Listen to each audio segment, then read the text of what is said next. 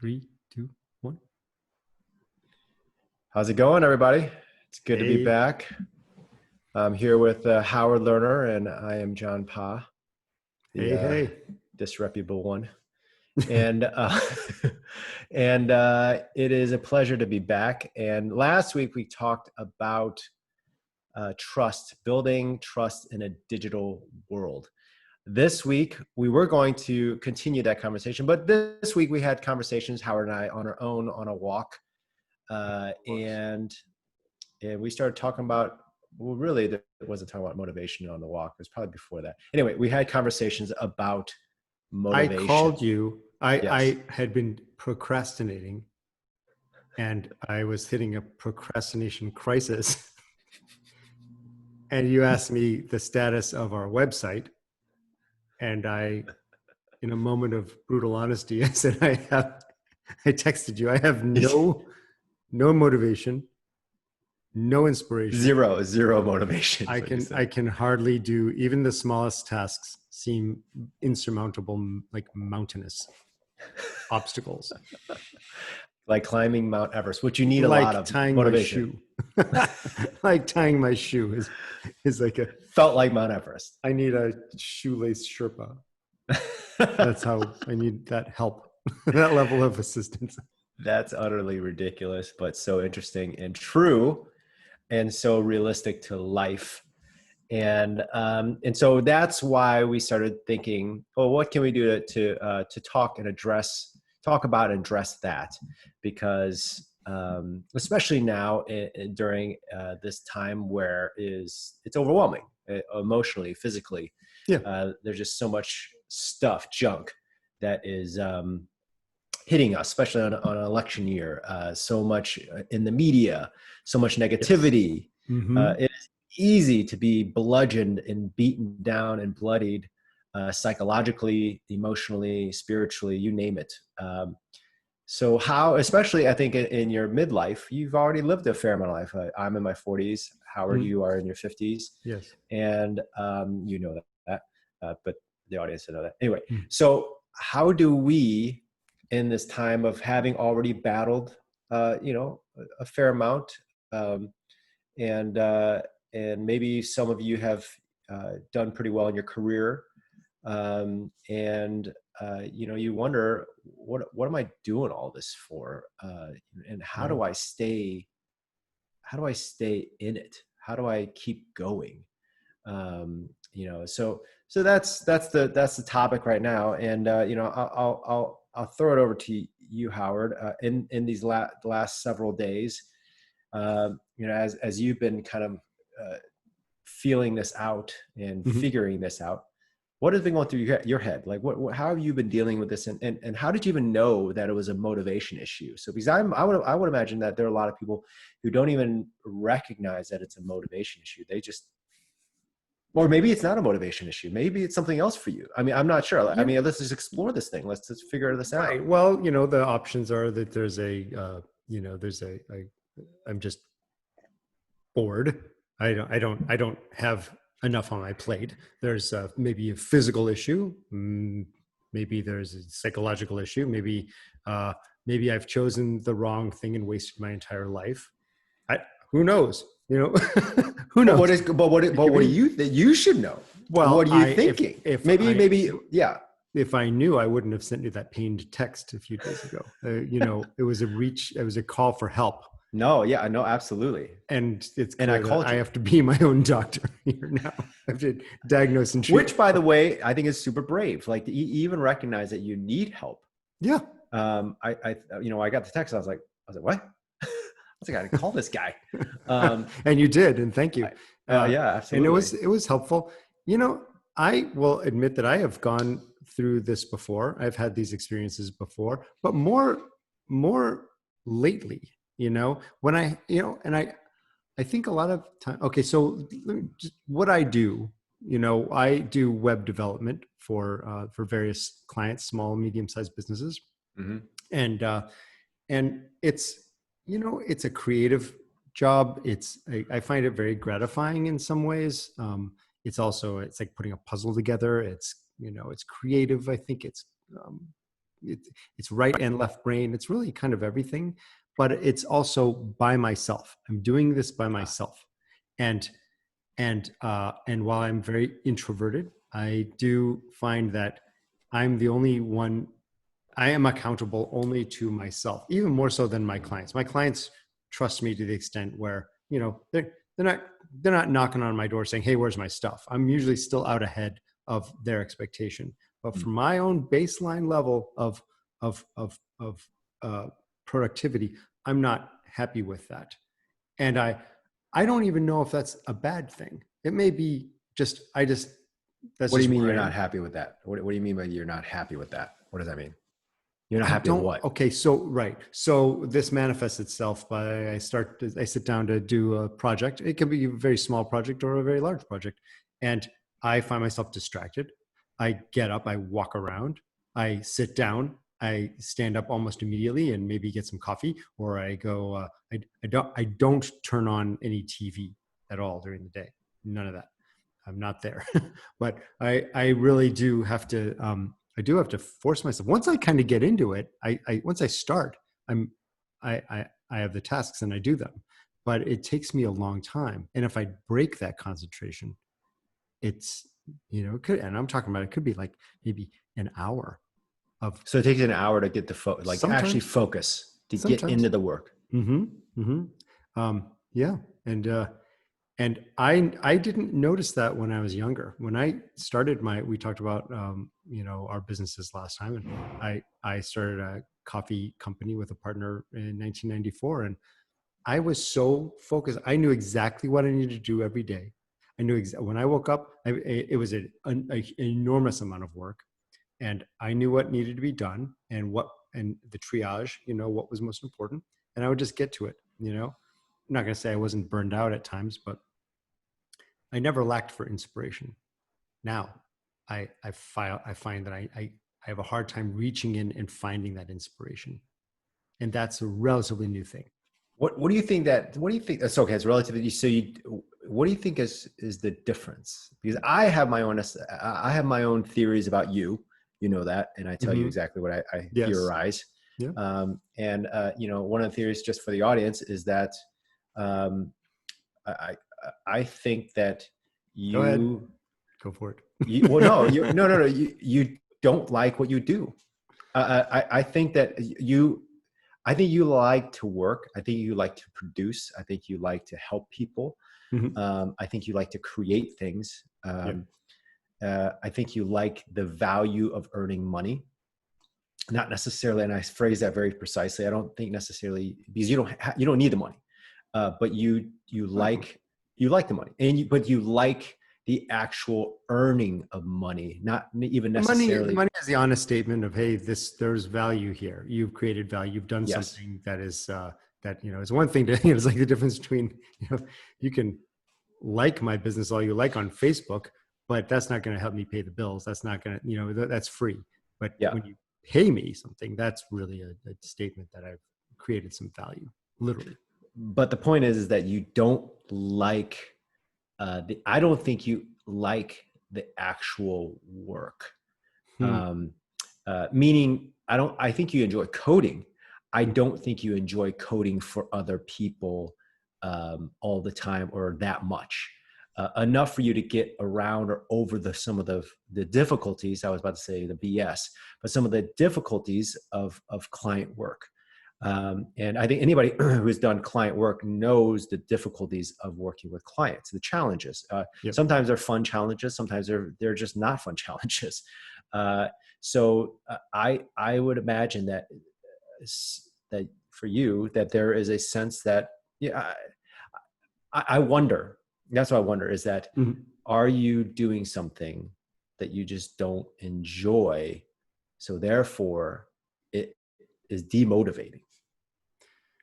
I think there are lots of things that I don't enjoy about what I do, and lots of things that I do enjoy very much. Like, so what I did, I don't know whether I'm in the right field or whether I'm enjoying. Overall, I like what I do now better than just about anything that I've tried. And I've tried a few things. I tried getting a master's degree in counseling. It lasted about 9 minutes, till like I fell asleep, you know, in the human development textbook that was this thick. Never found out what happens after the zygote, you know, makes its way in the fallopian tube. Pretty sure you figured that one I have out. to Google that. I have to Google that. I'm really curious, but that's where I quit. I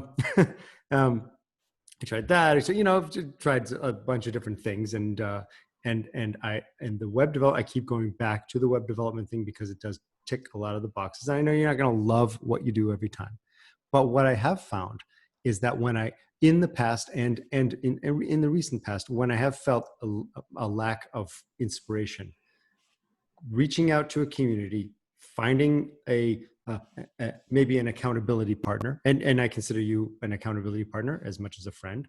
Likewise. Yeah, and I have an accountability partner in Australia who I chat with once a week, and we just sort of calibrate and find out what's going on. He's, you know, he does what I do, and he understands the challenges, and that's helpful. And I often hang up the phone with our hour conversation, feeling more motivated, more inspired, more understood. Sometimes maybe signing up for an online course where I can learn a new trick, you know, learn some new code or some whatever software that can be inspiring. So I find that it's more difficult now, and I don't know if it has anything to do with the pandemic, or if it has anything to do with the recession that we're in, which I think they're kind of to some extent not linked. What's going on in the political climate. For those of you who don't know, I'm very troubled by what's happening in the world right now in this country. And I think that we have a crisis in leadership, and I'm looking for change in November. Is that bothering me? We've had shitty leadership for, off and on for years, both on the Democrat and the Republican side. I don't know if that's really affecting me as much as really just being a little bored. I don't know. In other words, I don't know. So when you venture inward into the psyche and the insides of Howard Lerner, or let me ask you this: what used to keep you so motivated in the coffee shop? Coffee business. When you have a retail business, we talked a little about retail business the first episode a few weeks ago on the 17th, I believe it was. When you have a brick and mortar business, your inspiration walks in and out of your business every day. Those customers come in, those visitors, those clients come in, and they interact with your merchandising skill. They interact with your design sensibility. They interact with your customer service expertise, all of those things. And you quickly see what the problems are and you address those. And that feedback is almost immediate. So there's something kind of nice. I mean, that's a really tactile experience. And I did thrive in an environment where I could adjust on the fly in real time. Even though you're introverted, you enjoy that type of interaction. Yeah. So that's the thing. I'm really comfortable. I'm really comfortable when I have a job to do. Like it doesn't matter how big the crowd is. I can stand up in front of a group of 600 people and give a talk, which I've done before, and no problem. But if I walk into a party and I don't have I'm not the host, if I'm just like the guest, so you don't have a job. I don't know what the hell I'm doing. I'm looking at how long do I need to stay before I can reasonably leave and before not looking rude there. Do I get credit for being there if I turn around immediately? So if I have a job to do, if I have some role, great. That's and owning a coffee shop was like the perfect thing for me, because I was able to, I knew my defined role. I knew what I was supposed to do, and so dealing with people was easier because I knew what I was supposed to do. So, but you have that now. You have that sense of there's a definition around your role as a web developer, as someone shepherding or their project through for a website. yet it still seems like there's less motivation for this as it was as compared to what you had then for the coffee business. So Yeah. what do you think is the difference, or Well, is there a difference?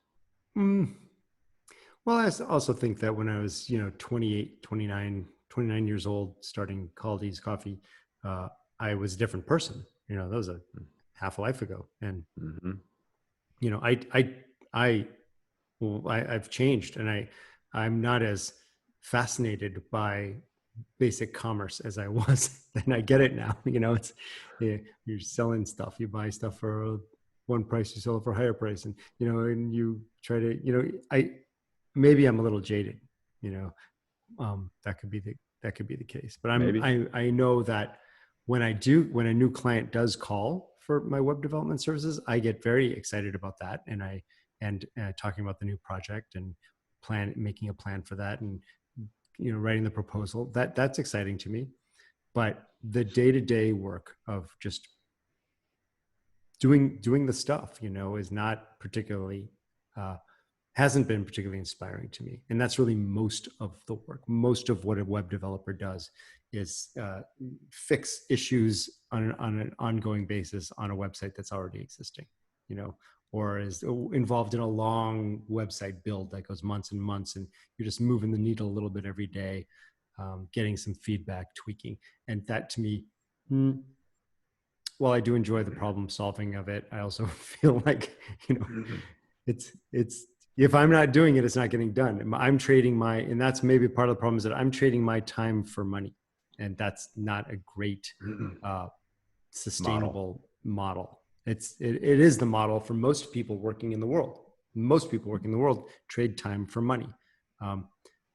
I'm trying not to do that. I'm trying to do that less and less, but ultimately, providing a service gets down to time for money.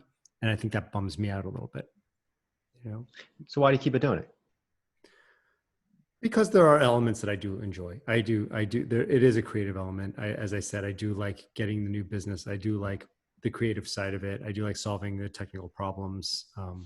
Right now I'm building a site that is a complicated payment gateway, and I enjoy solving those problems.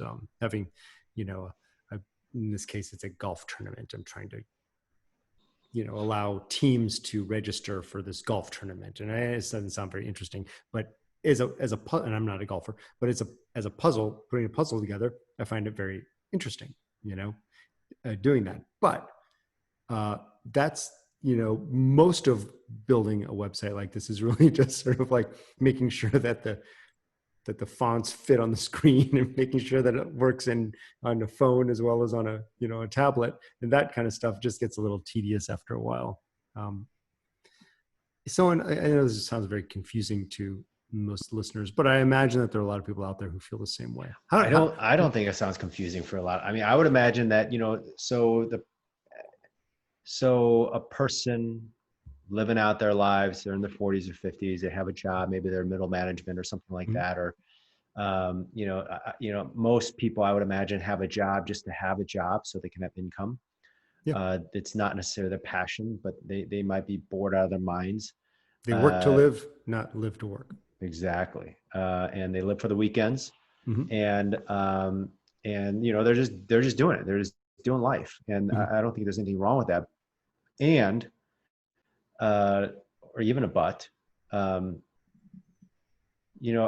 wonder if there are people who want to be able to do what they love. I think everybody wants to do that. I mean, but some people have given up. but nobody wants to live for the weekend. You get one shot at this world. Yeah, subscribe to exactly. some Eastern religion. You have a shot at this, and if you blow it, you're done. That's what I believe. At the end of it. So living for the weekend, basically, so 5/7 of my existence is waiting for that last 2/7. Yeah. That's that doesn't seem like good economics to me. It's terrible. I mean, it's terrible.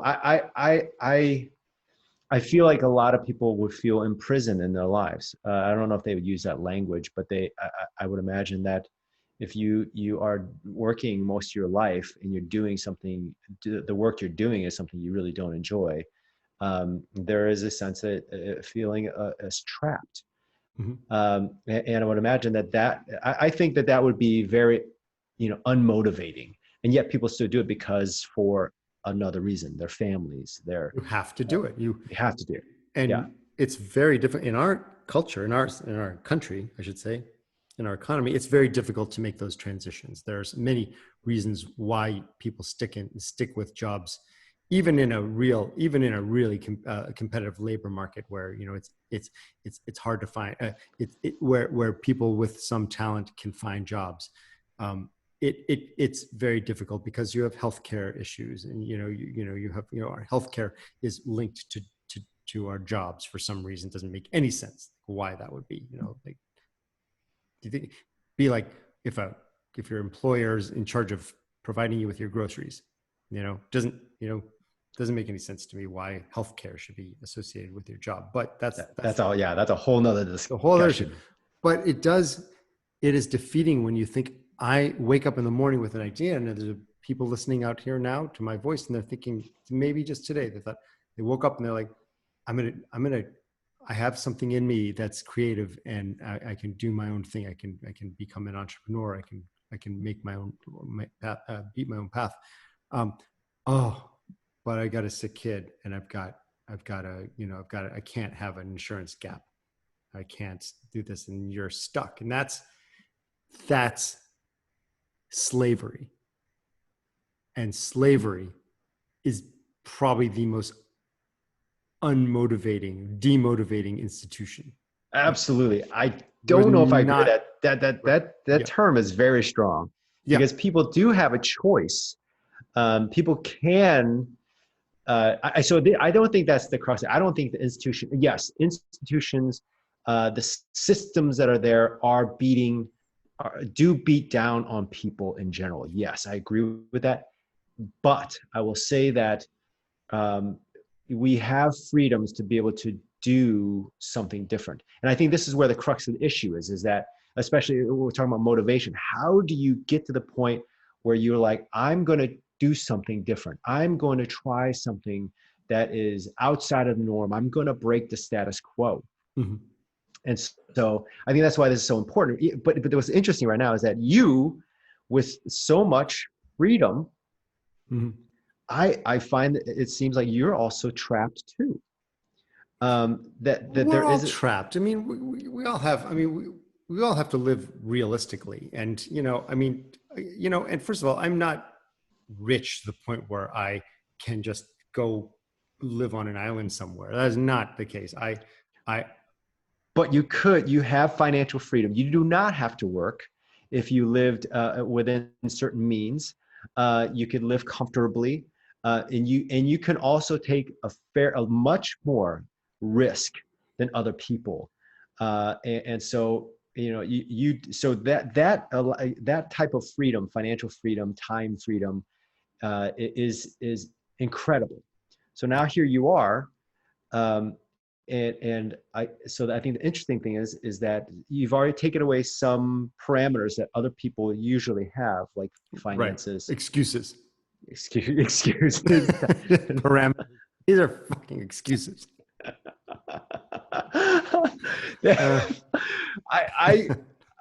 I think they're fears. And sometimes I think, yes, excuses, but they're fears, and they're real. Mm-hmm. And so how do you get around or break through them? And I think, especially even for your case, how do you break through whatever that is for you? Like I think that, I think there's a reason why you're less motivated or unmotivated now. I think that part of it is the age. You are different, Howard, than you were, mm-hmm. Howard, in your 20s. Yes. But I think that spark that people get when they're still excited and interested in something happens. And I think that you've been looking for this spark, yeah. and you found something like it in in web development, but it still doesn't necessarily uh, satiate you in the way you probably want it to.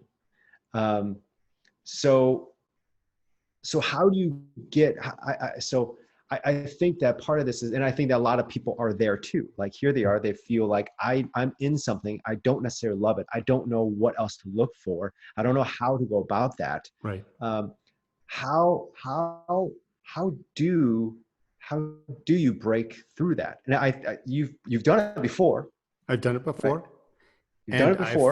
I've failed at it before, and I've done it before. I've never approached what you're saying. I've never tried to solve this problem intentionally. I've blundered my way into escaping the problem. I'm like a blind rat walking through a maze, and it's a simple maze though. And I find Is it? Is it it's a simple? simple maze in that I have blundered my way out of the monotony and into inspiration. I've been able to do that thus far. Okay. I am just telling you that I'm not saying that I'm depressed. I'm not saying that I'm No. Yeah. uh, feeling despair. I'm just feeling unmotivated and uninspired. And in the past, when I've felt this way, and I'm talking about in the past 10 years, I've had these recurring experiences, but I've noticed maybe a little bit more frequent. Now, Yeah, more recently, more frequently. And it's kind of like a little frequency, sine wave. And I didn't have this before. It's something that happens now. I've blundered my way out of it, but I've never, with intention, I've never tried to address it. so why not try intentionally now? I would like to. That's why you're here. So what do you think what do you think like how can you create a pattern or a routine where you intentionally, because I think that that's where a lot of people would come into is like I mean, I'll tell you, so for me, and I've read other people, I think that okay, so you hear about in people in their 20s, like they're encouraged to experiment, to try things, to fail a lot, right? And then you start getting your 30s, you kind of get on track, you figure what it is, and then on your 40s you really start doing really whatever well. And then for me, I've always found that I've just always been on the experimental route, Right. and I've enjoyed that. And I think that that is really scary for people, to do that. There was a track I was on in my 30s, and then I enjoy it, but I'm not sure, so I'm still kind of experimenting. And you did quite well, and then now you're kind of back in your a stage of the 20s where you feel like there's blue sky. I can risk a lot, Yeah. and yet I'm here not sure how to go about going where to go. Um, and and we talked about this as far as like experimenting, and trying things. What does Breaking out of your comfort zone. breaking out of your comfort zone? So, what does that? And I'm assuming you enjoy trying new things. That's why we're here doing this podcast. Yeah. Um, I enjoy that. And I do enjoy trying new things. And I do like learning new things. And another thing is, like, as I said before, it wasn't like some great passion for coffee that got me into the coffee business. It was simply seemed like a really good challenge, a good business, a good challenge, a good, creative platform, call it what you will, but just don't call it a love of coffee, and probably not too different from what you experienced in your business, which is actually a lot of web development and media. You're not you're not a classic creator. You're a writer now. You're writing, and but you're not a lifelong content creator. no, I was definitely not a designer or anything like that, or a web Right. developer. I Hold was on one definitely more second. yeah. Okay. I was more the entrepreneurial type, and I love building. I love the scrappiness of the start. Mhm. I love building things. I love working with people and other talented people and trying to build something together. Yeah. And so that has always been interesting and fun for me. And and so now, and and then I went through a bump through the creative agency, and had some challenges within myself. I was burning out, Yeah. had some partnership issues, and on there's a both sides were the issue, and that definitely burned me out. And then I had to find my own route, and I ended up doing. And I was very unmotivated at that time. When I was burned out, I couldn't do anything. I could just Mhm. sit there and watch a lot of Netflix. But then I found This that is when was this this? was maybe three or 4 years ago. Okay. Yeah, 3 or 4 years ago. And then I started to toy around with the idea of writing. How I started stumbling into what I really enjoyed, I think, because it was basically looking back into my past, and I said, oh, I studied English for a reason. And because I love words. Mhm. I love reading books, and I love great literature. And I started to toy around with writing, even though I felt like I was a terrible writer. And then that started to just kind of snowball slowly but surely, and then eventually started to grow and gain some velocity. And And and I now just your writing is what motivates you now. yes, You want to, you get up in the morning and you write. yes, oh yeah. The first thing, oh, not the first thing. I don't do that the first thing, but basically early in the morning Mhm. is one of the first things that I do. Do you look forward to it, or do I you love dread it. it a little bit? No, You're like, oh I God, love I it. gotta get up and write. No. I love it. Sometimes I dread oh man, what am I going to write about? Right. Right. Well, The that's idea generation. the blank paper, so to Yeah, speak. yeah. Yeah, I But get the usually phenomenon. I'd have very little trouble writing.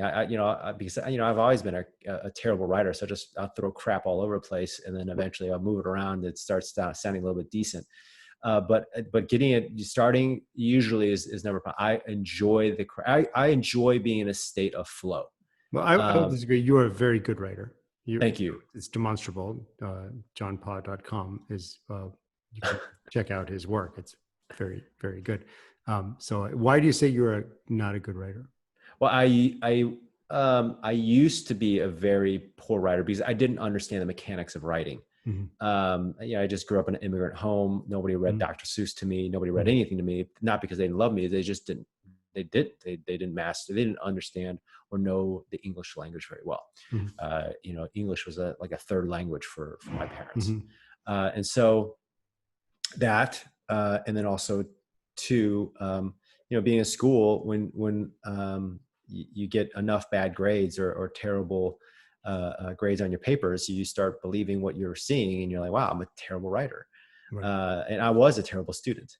And but now I'm actually, oddly enough, I really enjoy learning. I always have. I just didn't have the, I think, structure. Yeah. So all that to say, that's why I believed that I was a bad writer. And I think through the work, through the training of myself and learning, I was able to create a little bit of a virtuous cycle in myself to become a better writer. And yes, that motivates me. I love creating content. I love doing this podcast. Mhm.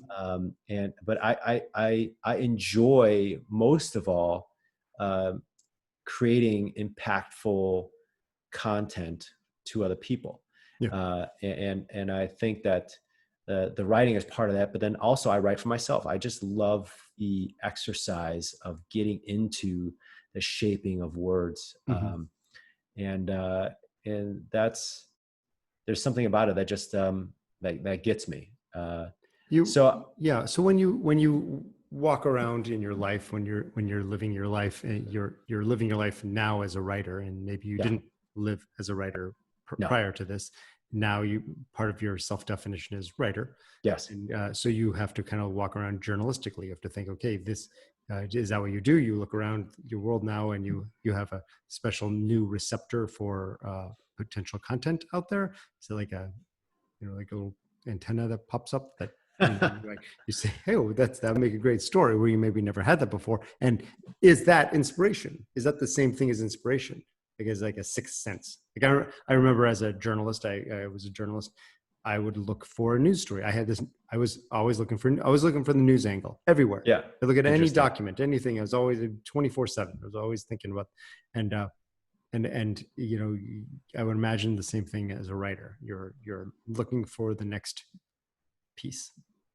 Yeah, you know, for me, yes, there is the radar is definitely up, but I've always loved ideas. Right. But as this writer that you are now, you're Yes. getting your ideas, you're receptive to ideas all the time. And maybe that feels good. That feels motivating, feels inspirational, just because you have this project that if you don't take a certain amount of time throughout the day, because ideas don't come to you only between 9 and 5, you know, between working and not on weekends. Those ideas come to you. So that I would say that's probably a form of inspiration. Just that floating out there that, oh, I got to come up with an idea. And when you do, it's like, that's a great one. Or I got nothing, you know? Yeah. Yeah. I mean, I think that, you know, I will say this, you know, one of the hardest things about writing, and especially blogging, was actually getting over the barrier of sharing my stuff, getting it out there. That was really, really challenging for me. Putting your name on it?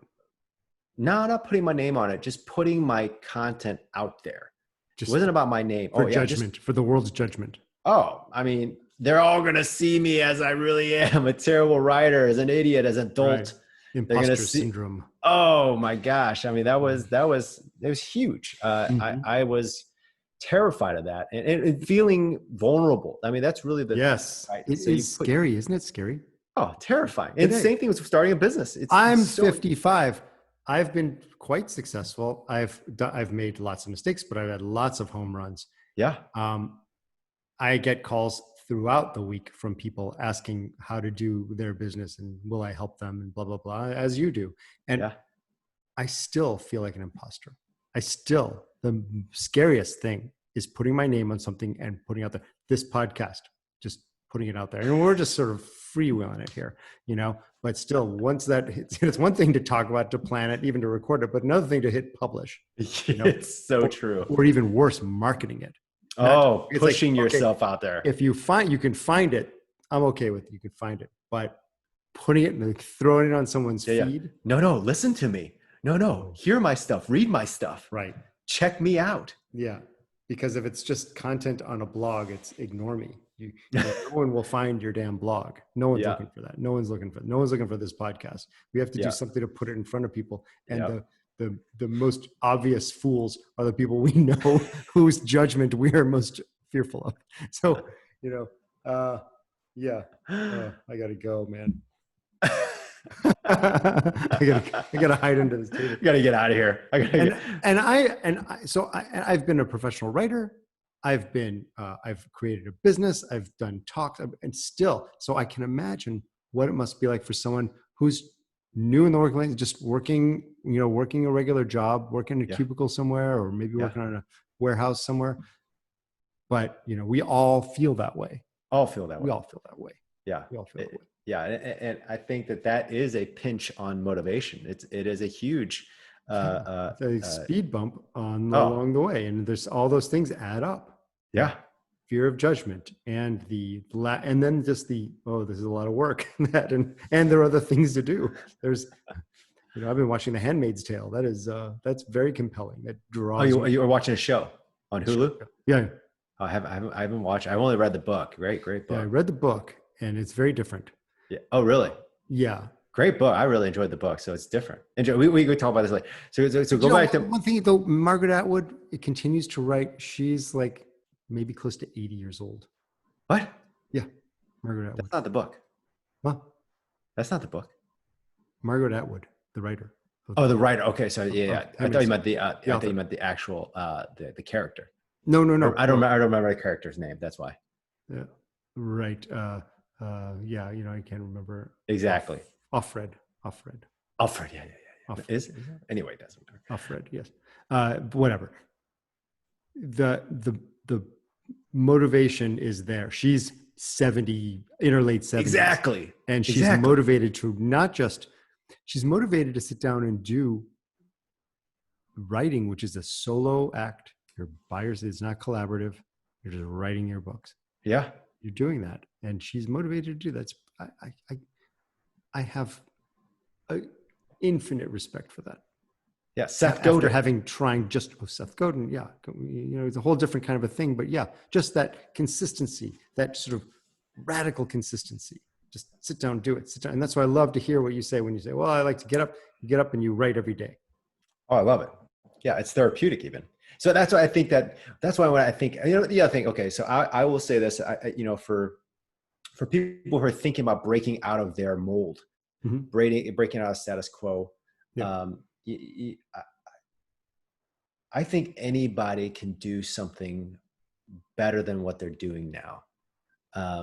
So, and I definitely think, and I've told Howard this already, but I think Howard is working way below his pay grade. I don't understand why you're doing web development when you could be. I think that so here's my assessment. Let's hear it. I think Howard needs to. I think you need to. I think you need to. For those who aren't just on audio, Howard just gave me this kind of like big-eyed, hands on under his chin, looking at me with these kind of like glowing eyes. I think Howard should be thinking more along the lines of either being on some kind of boards or advisory or some kind of, you don't have to necessarily be an investor, but I think you love the act of business. I think you love the act of watching organizations grow and tinkering with them. And I think you love advising and teaching. Mm-hmm. And I think you need to be in these businesses, advising people, maybe not necessarily investing, but tinkering with them, helping them think through problems, tweaking models, right? Exactly. Right. Their strategies. Yeah. Working on the. Yeah. I look. I certainly have been involved in many companies, and yeah, I do. I also like doing stuff. I like making stuff. I really don't. I don't like just talking. I like Okay, just so you talking. like to act. We're making something now, but I don't like just being the guy in the room who's just talking. I like to make it. That's why, when the first time I saw a website, I was like, how is that done? How do they do that? Okay, I wanted to look behind that, and I wanted to learn. Now I wanted to learn how they do that, and then I wanted to do that. I wanted to, yeah. No, I get it. So you're a craftsman. You're a maker. You like to do things. You are truly the tinkerer. Yeah, I do. Tinkerer. I like making things. Whatever, I mean, tinkerer. You've used that term for years with me, and what's the difference between a tinkerer and a website developer? Is a tinkerer and a website developer? Okay, so I think here's the difference. I think you need to be making websites that make money on their own. I think you need to use your website development skills, or we can do it together, and create websites that can generate revenue or value for other people, some way, somehow. That I think you would enjoy more, because it's solely about the product or the actual platform, and you are reaching it could be B2B, it could be B2C, whatever it is, but something that is a tool or an object that creates value. That's something I would. I'm with you, and quite frankly, that is much of what I do. I'm not making websites for weddings or things like that.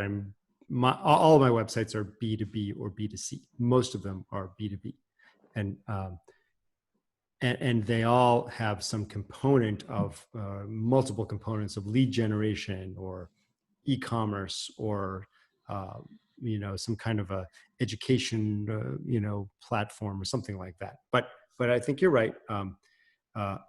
I also like the idea of creating some web properties for myself or for you or for us that can generate that. And that was a really kind of an original idea that we had with this podcast, was to generate some, show how we could create something online and make money on that, which I think is a very compelling idea. Yeah. But I do get inspired and excited about solving those kinds of problems, because a website is a business. It's a micro enterprise within a larger organization. Or macro, it could be Or like it an is, or it Amazon. is the organization. Exactly. Yeah, Really, Amazon. right. But every website, my philosophy is that if you come to me, I'm not building a brochure. Every website has to have a ROI, a return on that investment, and Right. ROI. And every website, it has to be able to demonstrate that value. If it doesn't, you're just wasting space, wasting virtual space on a server. So how do you, you've done this, meaning the breaking the mold many times. How do you, we can probably end on this question. How do you break that mold? Say somebody has never done this before in their entire lives, or like actually, let me change the question. Like reinvent yourself.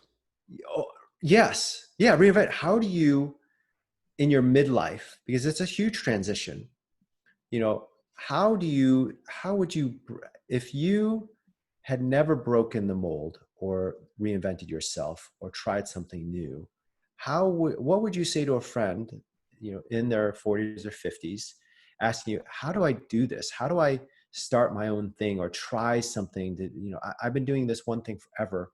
How do I go into something else? Obviously, it's more helpful if I give you a specific example, but in general, what are some of the principles or some of the ideas that you would tell this friend of yours? Well, it's not what most or anybody really wants to hear. And I certainly don't want to hear it. Even better. Bring it. All right. And I know you've brought this up too, so this is not going to be a surprise to you, but the only way you're going to be successful reinventing yourself is to risk more than you're comfortable risking, because it will force you to be out of desperation. All that imposter syndrome goes away. Here's the thing. I don't want people to notice me. I'm shy. I don't want to make a scene, but throw me in a fucking water off a boat. I'm going to be screaming and yelling and trying to get as much attention as possible. Right. I gotta catch your attention because I'm going to drown. Yeah. You don't want to die. So, right. So how much risk is there when you throw me off the boat? You throw a shy person off a boat, they quickly become an extrovert. But you throw a shy person off a boat with a really deluxe dinghy and a life vest on, and they're not quite as extroverted. They can still chill out there for a little while. They can chill out. They maybe they even like it because they're off the boat, the big boat. But I'm serious. So, you gotta be like fear of drowning. So what does that look like though? So what does that look like for, say, like, okay, that's a great analogy. Thank you. It is. I found that is hyper in our landlocked state here. Yeah. Yeah. So, but how do you do that in real life? What does that look like? So bring that analogy into reality. What would that look like for whomever? Well, for some people, it looks like you walk into your boss's office and you give him the middle finger and you walk out, and then you come up with a plan. That's a terrible idea. All this shit is on a continuum, right? So you're telling people, like, listen, I'm just saying that there's a continuum, and on one end is staying in your job and just doing what you do and staying safe. That's safe. You can do that, and no one should ever criticize you for that, unless it's yourself. Then on the other end, there's just ready, fire, aim. And that's really the completely no planning, just walking into it. And most people are going to be somewhere in between there, and you have to know where you are on that and be true to yourself. So how have you handled risk in the past? We all take risks. Maybe you're young and you don't have a lot of experience taking risks, but you've done your share of bicycle stunts, or or do you look both ways? And again, when you take a left turn on a busy street, or do you what level of, assign your level of risk, and get to a place where you're comfortable, and then make it a little more risky than that. Bump it up a little bit more. If you're got medium risk, if you're comfortable with medium risk, take on aggressive risk. Absolutely. That's the only way it's going to work. If Suzanne and I played it safe with Caldi's, we would have probably opened up like a weekend coffee bar inside a bagel shop somewhere in, Creve Coeur. And then it would have failed, and we would have looked at each other thinking, boy, I'm glad we didn't double down on our investment and open up our own place, because look how we would have lost everything. We would have failed. And the truth is, I walked into my editor's office at the Business Journal, and I said, I'm opening a coffee shop. And they're like, are you crazy? And I said, maybe. But it wasn't going to stop me. And I did, so sometimes you just have to go big or go home. So for those in the audience who don't know what Creve Coeur is a suburb in St. Louis, which is kind of a little bit outside of, definitely not the same feel of the first coffee shop that Howard started, which is in Clayton. Mm-hmm. And Clayton is like one of the premier locations in St. Louis. And it's this amazing corner coffee shop that looks out onto a beautiful little grassy knoll and a seminary and a park. Yes. And it's beautiful and the perfect location. But in order to do that, you had to go all in. You got to go all in. You got to go find a space we had to find a space that had not, we're creating something new. And it's just interesting that I think these joint ventures, these half measures, going into, and I've seen lots of them in being in the coffee business. Well, we're going to, add a little coffee business to our, frozen custard business. It's like, well, no, that never works. It doesn't work. And there's a whole other episode here, but you got to go big.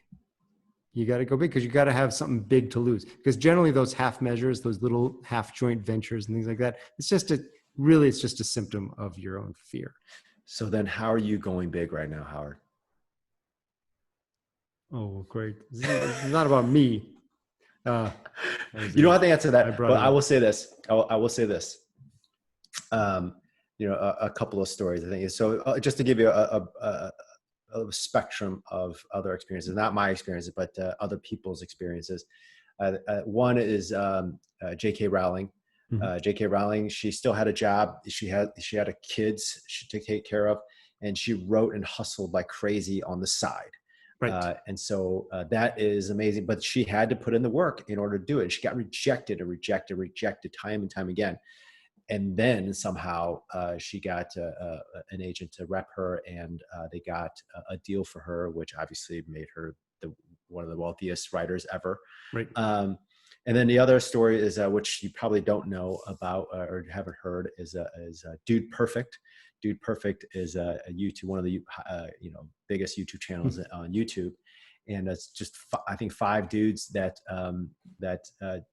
do trick shots with basketballs, baseballs, all these things.